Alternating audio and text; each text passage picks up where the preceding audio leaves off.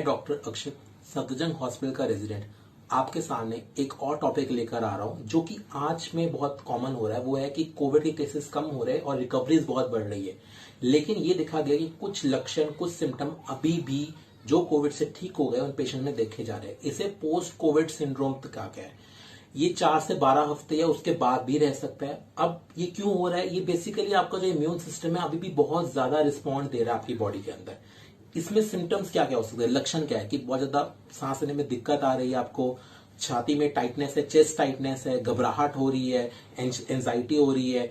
उसके बाद chronic fatigue syndrome है कि मतलब आपका सुबह उठने को मन नहीं कर रहा, काम करने में शक्ति नहीं लग रही, आपको लग रहा है कि बॉडी बहुत वीक हो रही है मेरी। फिर एक और सिम्टम देखेगा ब्रेन फॉग कि मतलब आपको अटेंशन, कंसंट्रेशन नहीं कर पा रहे, आपको चीजें याद होने में दिक्कत आ रही है। ठीक है, अब इन सबके लिए बहुत इंपॉर्टेंट है कि आपकी रिकवरी सही से हो और आपका रिहेबिलिटेशन सही से हो। अब क्योंकि अगर इन सिम्टम्स पे ध्यान नहीं दिया गया तो जैसे आप जानते हैं कि कोविड के बाद लोगों में म्यूकोरमाइकोसिस, अलग अलग इन्फेक्शन देखे जा रहे हैं, कई बार उनकी खून की नसें भी बंद हो रही है। तो इन सब के लिए सबसे पहले तो जरूरी ये है कि डिस्चार्ज के बाद जो भी आपके डॉक्टर आपको बोले आप उस पर बिल्कुल स्ट्रिक्टली एडहेयर करें, मतलब उसे सही से पालन करें, फॉलो करें, चाहे वो आपकी डाइट हो, चाहे वो जो मेडिसिन दे रहे हैं या कोई भी आपको विटामिन दे रहे हैं, जितनी डोज में दी गई है आप वो फॉलो करिए। दूसरा, अगर आपको कोई लंबी बीमारी चल रही है जैसे कि आपको बीपी है, शुगर है, कोलेस्ट्रॉल हाई रहता है, प्लीज इसे कंट्रोल में रखिए, क्योंकि ये आपके बॉडी का इम्यून सिस्टम जब बॉडी की फंक्शनिंग को हैम्पर कर रहा है, उसको दिक्कत दे रहा है, तो आप और सही से रिस्पॉन्ड नहीं कर पा रहे। अब फिर सबसे इंपॉर्टेंट है कि रिहैबिलिटेशन को आप कैसे फॉलो करें। इसके लिए कुछ एक्सरसाइजेस है, कुछ टेक्निक्स है, लेकिन मेन मोस्ट इंपॉर्टेंट चीज ये है कि कब आपको अपने डॉक्टर को कंसल्ट करना है। अगर आप में ये लक्षण आ रहे कि आपको एकदम से बहुत तेज बुखार चढ़ गया, आपको सांस लेने में बहुत दिक्कत आने लग गई है, आपको ऑक्सीजन लेवल भी कम हो रहा है, आपको बहुत सीवियर हेडेक, सिर में दर्द हो गया, आपको किसी एक एक्सट्रीमिटी मतलब किसी एक बाजू या लात में बहुत ज्यादा वीकनेस आने लग गई एकदम से अंदर, फिर आपको छाती में दर्द हो रहा है जैसे किसी ने पत्थर रख लिया या कुछ शिकंजा हो रहा है, तो आप अपने डॉक्टर से कंसल्ट करिए, जो भी आपके नियरेस्ट डॉक्टर है उससे। फिर ये सब डिपेंड करता है कि आपकी सीवियरिटी कैसे रही कोविड में, कि आपका सीवियर कोविड था या आप आईसीयू में रहे, आपको ऑक्सीजन देनी पड़ी, स्टेरॉइड देने पड़े, ये सब फैक्टर्स के कारण ये rehabilitation recovery vary to vary करती है, पेशेंट टू पेशेंट वेरी करती है। अब सबसे इंपॉर्टेंट ये है कि ये एक्सरसाइज आप तभी स्टार्ट करें जब आपका फीवर बिल्कुल कम हो जाए, जब आप बॉडी कंफर्टेबल हो। पहले पूरा एडिक्वेट रेस्ट इंपॉर्टेंट है, उसके बाद ही आप ये एक्सरसाइज शुरू करें। अब सबसे पहले हम आते हैं कि ब्रीदिंग एक्सरसाइज हमारी क्या होगी। तो ब्रीदिंग एक्सरसाइज में यही है कि सबसे पहले अगर आपको सांस लेने में वैसे दिक्कत आ रही है तो कैसे पोजीशन या पोस्चर्स के अंदर आपको करना चाहिए कि आपकी सांस सही से आए। वो है जैसे कि आप तकिए रख ले अपने कंधों के नीचे, अपने पीठ के नीचे, और करवट लेके लेट सकते हैं, या पेट के बल से प्रोनिंग कहते हैं वैसे लेट सकते हैं। अगर आपको बैठना है तो आप थोड़ा आगे को झुक के बैठिए, जब खड़ा होना तो झुक के खड़े हो सकते हैं, आपको सांस लेने में थोड़ी आसानी होगी। अगर आपको बहुत थकावट हो रही है, सांस लेने में दिक्कत भी आ रही है, तो आप अपने दीवार से अपनी जो पीठ है उसे सपोर्ट दे सकते हैं, मतलब उसको सटा सकते हैं ताकि आपको थोड़ा आराम मिले। फिर है कि कुछ ब्रीदिंग टेक्निक्स, कुछ एक्सरसाइज जो आपको सांस लेने में वैसे ही इंप्रूवमेंट करेगी। वो है, सबसे पहले आता है पेस्ड ब्रीदिंग। पेस्ड ब्रीदिंग क्या है कि जैसे अगर आप कोई ऐसा काम करें इसमें जान लगेगी, जैसे सीढ़ियां चढ़ने वाले, तो सीढ़ियां चढ़ने से पहले आप एक बार लंबी गहरी सांस ले लीजिए, फिर उस सांस को धीरे धीरे करके छोड़िए, जैसे से आप एक एक सीढ़ी चढ़ रहे हैं, इसे हम पेस्ड ब्रीदिंग कहते हैं। फिर दूसरा है पर्स लिप ब्रीदिंग। उसमें क्या है कि आप एक बार लंबी गहरी सांस ले लीजिए अपने नाक के रास्ते, फिर अपना मुंह थोड़ी देर के लिए बंद रख लीजिए, अपने होठों को बंद रखिए, उसके बाद धीरे से मुंह के रास्ते सांस छोड़िए।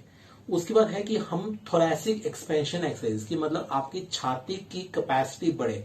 इसके लिए आपको क्या करना चाहिए? इसके लिए कि आप अपने दोनों हाथों को अपने सिर के पीछे ऐसे रखें, फिर आपने अपने नाक से लंबी गहरी सांस लेनी है और अपनी बाजुओं को पीछे लगे आना है। जब आप थोड़ी देर के लिए इसे रोक के रखें, फिर आपने जब अपनी सांस छोड़े तो मुंह के रास्ते सांस छोड़िए और बाजुओं को पास ले, इसे ऐसे रखें। तो इससे ऐसे एक्सरसाइज करके आपकी छाती की कैपेसिटी भी बढ़ सकती है। फिर आपने एक मशीन देखी होगी, एक यंत्र देखा होगा, इंसेंटिव स्पायरोमीटर, हॉस्पिटलों में देखा होगा, डॉक्टरों को यूज करते हुए देखा होगा।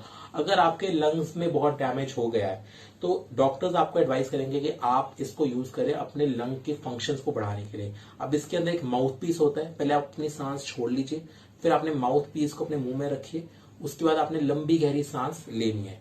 वो उससे जो गेंदें होंगी, जो उसके अंदर गेंद होगी, वो ऊपर उठ जाएंगी। तो जितना आप उनको ऊपर उठा पा रहे बिना अपने आप को कष्ट दिए, जितना आप उठा पा रहे उन्हें उठाइए, कंट्रोल रखे, फिर माउथ पीस को निकाले, सांस छोड़ दीजिए। मतलब ये आपको 1 2 3 की गिनती में करना होगा। दिन में आप 10 से 12 टाइम कर सकते हैं, हर 2-3 घंटे में। और प्लीज अपना इंसेंटिव स्पायरोमीटर किसी और के साथ शेयर मत कीजिए, ठीक है। ये कुछ चीजें जो आपकी ब्रीदिंग में हेल्प करेगी। फिर जो दूसरी सबसे इंपॉर्टेंट है कि लोग कहते हैं कि थकावट बहुत जल्दी हो जाती है, क्रॉनिक फटीग रहता है, सुबह उठने में देरी, मतलब मन नहीं लगता। उसके लिए सबसे इंपॉर्टेंट तो यही है कि आप अपना स्ट्रेस कम करिए, और ये एक्सरसाइज आपको बैलेंस और कोऑर्डिनेशन बनाने में हेल्प करेगी। कुछ रूल्स एक्सरसाइज से पहले कि हमेशा पहले वार्म अप करिए, खुले कपड़े पहनिए, खाने के आधे घंटे के बाद एक्सरसाइज करिए, एक कूल एनवायरनमेंट में, ठंडे एनवायरनमेंट में एक्सरसाइज करिए। उसके बाद वेल हाइड्रेटेड, बार बार पानी पीजिए, मतलब डिहाइड्रेशन बिल्कुल नहीं होनी चाहिए आपको। फिर जब भी आपको बहुत ज्यादा घबराहट हो रही है, आपको उल्टी आने का मन हो रहा है, एकदम से बीमार सा लगने लग जाए, मतलब पसीना आने लग जाए, तो आप एक्सरसाइज वहीं रोक दीजिए, ठीक है। अगर चेस्ट में टाइटनेस आ जाए, एक्सरसाइज रोक दीजिए। फिर सबसे इंपॉर्टेंट है कि पहले आप वार्म अप एक्सरसाइज से शुरू करें। वार्म अप एक्सरसाइजेस का मतलब ये है कि आप अपनी बॉडी को कंडीशन कर रहे हैं। उसमें आप क्या कर सकते हैं, 5 मिनट की ड्यूरेशन होगी, 2 से 4 बार रिपीट कर सकते हैं। जैसे कि आप अपने कंधों को ऐसे घुमा सकते हैं या ऊपर नीचे कर सकते हैं। आप खड़े खड़े जब बैठे बैठे अपने घुटनों को ऊपर नीचे कर सकते हैं। फिर आप साइड बेंड्स कर सकते हैं कि आप ऐसे ऐसे कर सकते हैं। अपने जो एड़ियां हैं, एंकल्स को सर्कुलर मोशन में गोल गोल घुमा सकते हैं, ऊपर नीचे कर सकते हैं। तो ये आपकी वार्म एक्सरसाइज होगी। एक लेवल होता है एक्सरसाइज करने का, जो आपको बताना चाहता हूं कि आपने एक्सरसाइज तभी करनी है जब आप एक सेंटेंस, मतलब एक वाक्य को सिर्फ 1 या 2 बार रुक के बोल सके। वही ऑप्टिमम लेवल होता है एक्सरसाइज करने का। जैसे कि अगर मैं बोलूं मेरा नाम अक्षित है, तो मैं अगर अपनी एक्सरसाइज कर रहा हूं, मेरी सांस फूल रही है, तो मैं इसको मेरा नाम अक्षित है, बस 1-2 पॉज में। अगर आप बिल्कुल नहीं बोल पा रहे हो उसको, तो आपका एक्सरसाइज का लेवल बहुत ज्यादा है, आपको कम करना चाहिए। और प्लीज रेस्ट लीजिए, इस लेवल तक आपको एक्सरसाइज करनी है। फिर आप, अगर आपको अपनी एक्सरसाइज, अपनी कैपेसिटी बढ़ानी है, तो आप जैसे एक तरफ खड़े होके वो मार्च कर सकते हैं, मतलब अपने लातों को ऊपर नीचे खड़े होके कर सकते हैं। तो ये आप 10 बार मतलब रेपिटेशन कर सकते हैं एक लात के अंदर। फिर आप जैसे धीरे धीरे चलना शुरू करेंगे, तो हमेशा एक सपाट सरफेस पे, मतलब फ्लैट सरफेस पे शुरू करिए। अगर आपको सपोर्ट की जरूरत है तो आप रेलिंग या किसी बंदे का भी सपोर्ट ले सकते हैं।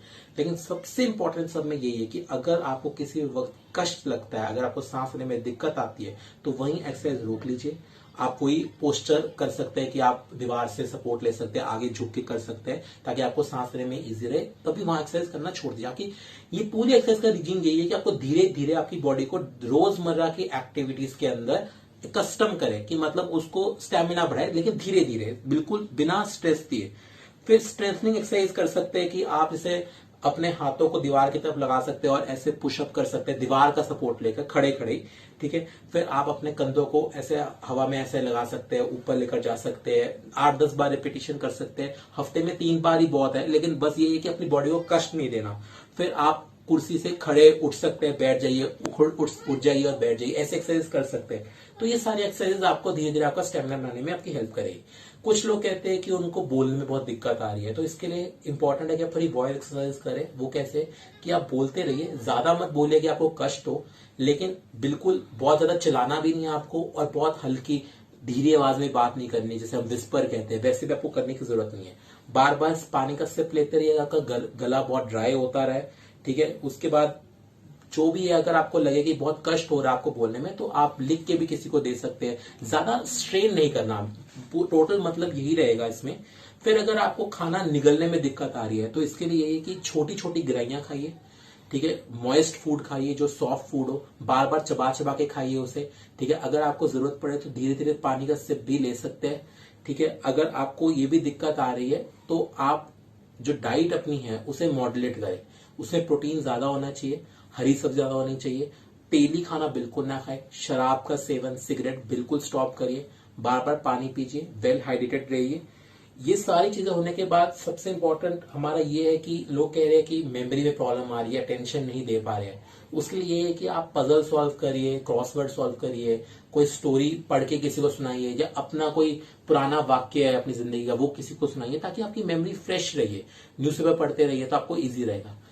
इन सारा की सारी एक्सरसाइजेस डाइट को फॉलो करेंगे, तो धीरे धीरे आपकी बॉडी खुद ब खुद एडजस्ट होती रहेगी, और आपको रोजमर्रा के काम करने में कोई प्रॉब्लम नहीं आएगी। ये सारी चीजें आपको धीरे धीरे स्टेमिना बढ़ाती रहेगी। बस आपको याद ये रखना कि कभी भी आपको कष्ट होता है, तो आप एक्सरसाइज को वहीं रोक दीजिए। अगर आपको ज्यादा दिक्कत आती है तो अपने डॉक्टर से कंसल्ट करिए, परामर्श करिए। तो ये आज था हमारी वीडियो का टॉपिक। अगर आपको पसंद आया तो प्लीज लाइक शेयर सब्सक्राइब करिए और भी मोर इन्फॉर्मेटिव वीडियोस के लिए। Thank you very much.